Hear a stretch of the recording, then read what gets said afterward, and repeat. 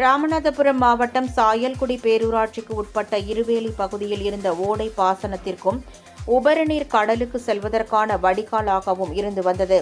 தற்போது இந்த ஓடை ஆக்கிரமிப்புகளால் சுருங்கி வாய்க்கால் போல் உள்ளது.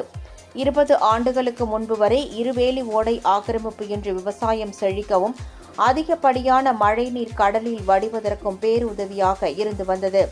தற்போது ஆக்கிரமிப்பு காரணமாக உபரிநீர் கடலுக்கு செல்வது தடைப்பட்டதால் சாயல்குடி பகுதிக்குள் புகுந்து பாதிப்பு ஏற்படுத்துவதாக கூறப்படுகிறது. இது தொடர்பாக சாயல்குடி 9வது வார்டு கவுன்சிலர் ஆபிதா அனிஃபா மாவட்ட ஆட்சியரிடம் பலமுறை மனு கொடுத்தும் எந்தவித நடவடிக்கையும் எடுக்கப்படவில்லை என்று கூறப்படுகிறது.